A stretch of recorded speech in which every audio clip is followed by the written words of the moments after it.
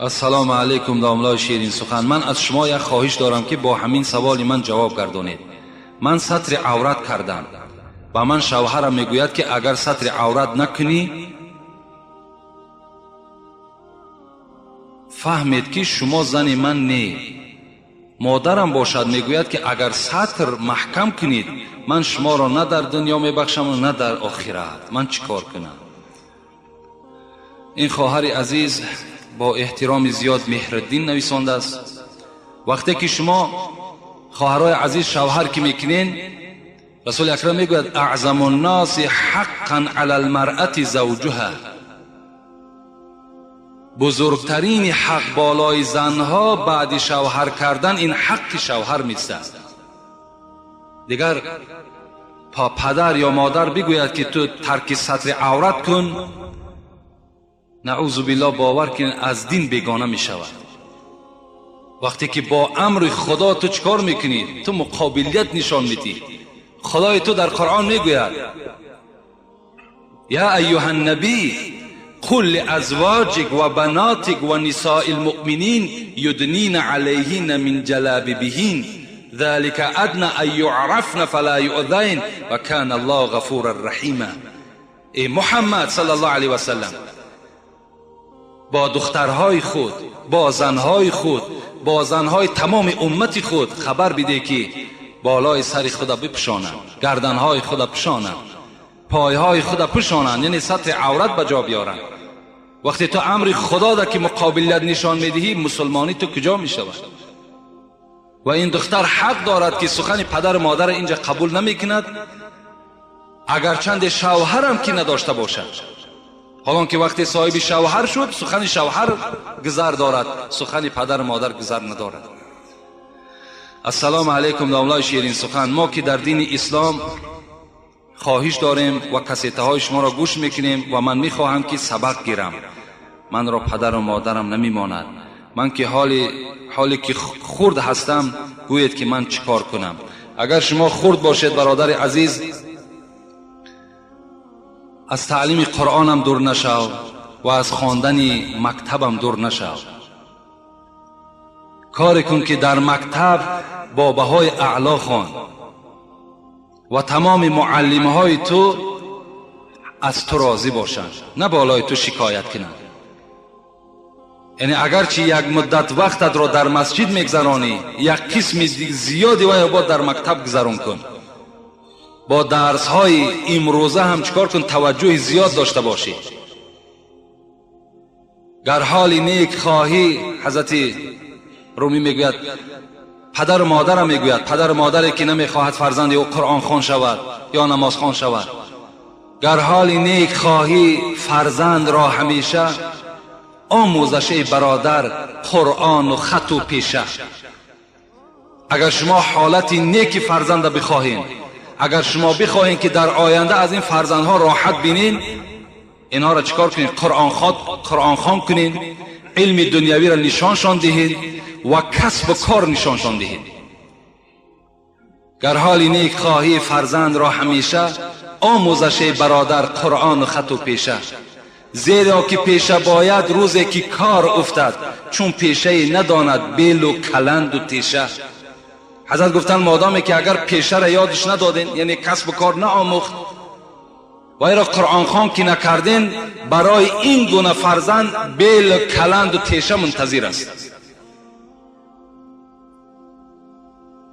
یا چون خط نداند یا پیشه نداند، پس گاو و خر چراند در کوه و در و پشته.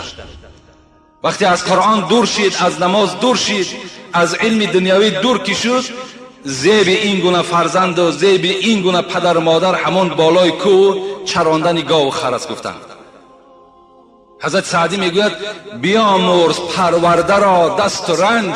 این فرزندی که در خانه تو پیدا شد، اینا شما علم آموزانید، اینا شما کسب دنیایی آموزانید، اینا خط خوانش کنید.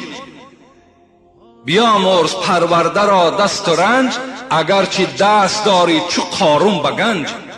اگر مثل قارون به دولت هم که باشی، باید فرزند تربیه کنی، باید فرزند کسب نشان دهی. میتواند این برادر ما هم تعلیم مکتبش دوام دهد و هم آمده نزد ما تعلیم گیرد، قرآن خوان شود. انشاءالله از هر دو جانب وای برکت می‌یابد. السلام علیکم و رحمت الله و برکاته. اگر کفر نشود، از پدرم تو را بسیار دوست می‌دارم. خواهش التماس یک جمعه را درباره اهل دوزخ یا اهل بهشت صحبت می‌کردید، بسیار خوب می‌شد. سوال: خوراک دوزخیان چیست؟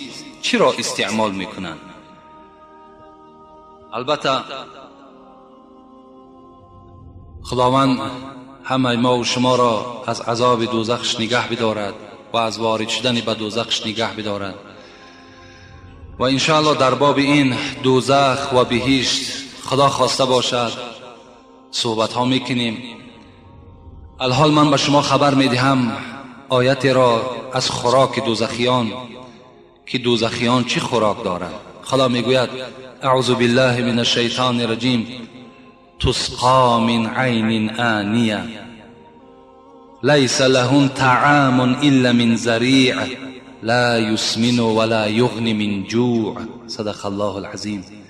وقتی که این دوزخی ها تشنه می شوند از حرارت دوزخ، وقتی تشنه می شدند، تسقى من عین آنیه، از آب داغ، از آبی که خیلی گرمی و حرارت وی هیچ دیگر حد و کنار ندارد، از همان آب حرارت دار در حلق آنها می ریختند.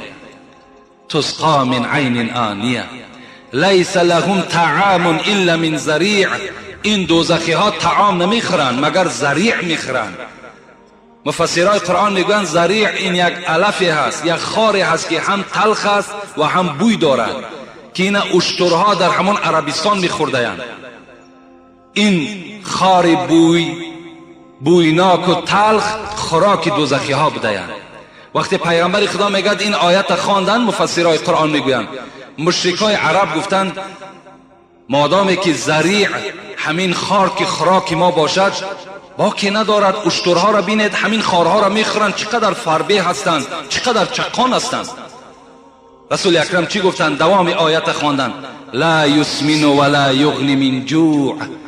این خاری که در دوزخ است، این خار بویناک و تلخی که در دوزخ است، لا یسمن، این فربه نمیکند، ولا یغنی من جوع، و گرسنگی شما را دور نمیکند، شما دائم گرسنه هستید.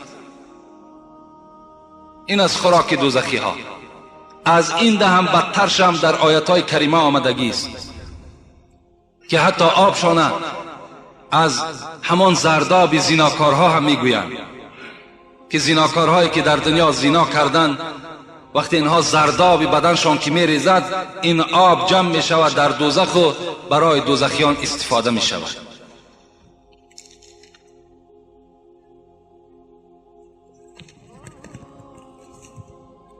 السلام علیکم داملای عزیز، یک سوال دارم، میخواهم جوابش را با پررگی گیرم. شخصی از خدا قسم خورد که من دیگر قماربازی نمی کنم، لیکن کرد، بگوید که گناهی و چیز. خدا در قرآن میگوید: استعیذ بالله، انما الخمر والمیسر والانصاب والازلام رجس من عمل شیطان فاجتنبوه لعلکم تفلحون. با درستی این که عرق نوشی، میسر قماربازی، انصاب و ازلامش فالبینی و بت پرستی، رجس من عمل شیطان، اینها پلید هستند، عملهای شیطانی هستند. فاجتنبوه لعلکم تفلحون. اگر تو از عذاب خدا بخواهی که ایمن بیابی، از این چهار چیز دور شو، تو در عذاب خدای خودت گرفتار نمی شوی. کسی که قماربازی میکند، البته به البته وی وارد دوزخ میگردد. کسی که عرق نوشی میکند وی وارد دوزخ میگردد. کسی بت پرستی میکند، فالبینی میکند وی وارد دوزخ میگردد. زیرا این عملهای پلیدی هستند که این بنده به آنها چنگ زده است. عیب است که وقتی که امروز فرزند مسلمان نماز میخواند، خدا میگوید، مسجد میگوید، باز قمار بازی میکند. از پول قمار باز شکار میکند، باز معرکه میکند، نان میکند، خیر احسان میکند که خداوند به این پول حرام احتیاج ندارد. فرزندها گرسنه و عائله ناآرام و این باشد قماربازی دارد.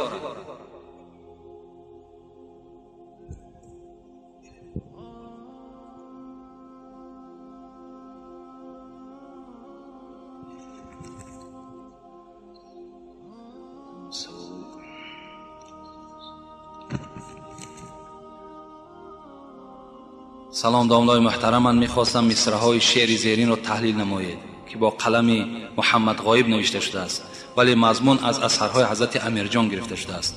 زندگی از مرگ بهر هر مسلمان مشکل است، 5 سختی دیدن و طی کردن 6 منزل است. و ما فهمانید که این 5 سختی کدام است. بغیر همین 5 کلمه دینی دیگر هیچ معنا نمیدهد.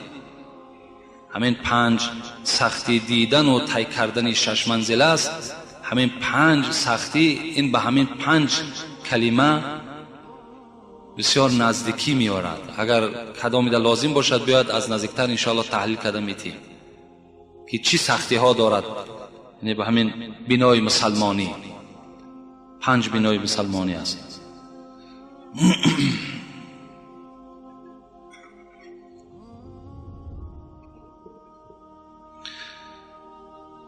سوال اخیران میخونیم انشاءالله دعا میکنیم. السلام علیکم داملای محترم، اولا مرا میبخشید چون که وقت شما رو میگیرم. خواهشمندم با همین سوالی من پره جواب گردانید. من شما را از برای خدا دوست می‌دارم. سوال من چنین است: حضرت رسول اکرم می‌فرماید هر شخصی که در هنگام شام شراب بنوشد و با همین حالت صبح کند مشکوک است. اگر صبح شراب بنوشد و با همین حالت سحر کند مشکوک است. چی معنی دارد؟ یعنی کسی که سحر شراب می نوشد تا بیگاه یا بیگاه می نوشد تا سحر و مشکوک است، یعنی وای بدبخت است. وای بدبخت است کسی که روزی خود فقط به شراب خوری میگذراند. در جای دیگر می فرماید که هر کسی که فرد شراب خور را سلام دهد و با وی مصافحه کند، سلام کند، خداوند عملهای 40 ساله وی را ضایع میکند. خواهشمندم پره جواب دهید که چون که من در جای کار میکنم که زیاده از 40 نفر کارگر است، همه شراب می نوشند.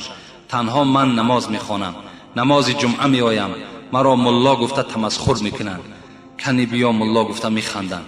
من چیکار کنم؟ سلام کنم نکنم؟ پس احوال من در نزد خداوند چی میشود؟ با احترام مخلصی شما. سلام. راستی بار تا حد امکان اگر توانین از همین آدم های شراب نوش و تمسخری که میکنن از همین ها اعتراض کنین، دور باشین. چه همین آدم های عرق نوش و چه دیگر طایفه های بدکاری که هستند، اگر چنین باز معامله و تمسخرانه به شما رفتار کنن، شما هم میتونین که با آنها تمسخرانه هم معامله کنین. سلام آنها هیچ حاجت هم ندارد وقتی که تو را اینقدر بی قدری میکنن. لیکن امروز صد افسوس که چیکار کنیم که اطراف همه ما و شما عبارت از شرابخور است و کار همه ما و شما در پیش همین شرابخورها البته میغلطد. مجبور میشویم که از آنها چیکار کنیم؟ حاجت طلب کنیم. و آخر دعوانا ان الحمد لله رب العالمین.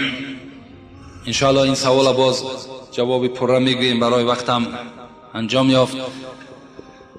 و این جمعه یک برادرمان سنگ غفورزاده داماد مولانا 500 کیلو سیمین برای همین طهارت خانه آوردن. یک برادرمان اینجا عالم جان و سفر علی که خیشای برادر حاجی رجب علی هستند، اینها هم یک میکروفون برای همین مسجد آوردن و خواستن در حق ایشان دعا کنیم خدای مهربان و تمام این برادرایی که خیر احسان کردند و سوالها ارسال کردند، همگی را خدای مهربان عمر دراز و تن صحت و خاطر جمع نصیب بگردانی و خیر احسان هایی که این برادرها کردند خدای به درگاهت مقبول بگردانی، دولتشون از زیاده بگردانی، خودشان و فرزندهاشون خدا عمر دراز و از جمیع آفتها در حفظ و امان خود نگه بداری. ربنا افتح بیننا و بین قومنا بالحق و انت خیر الفاتحین برحمتك یا ارحم الراحمین. السلام علیکم و رحمت الله و برکاته.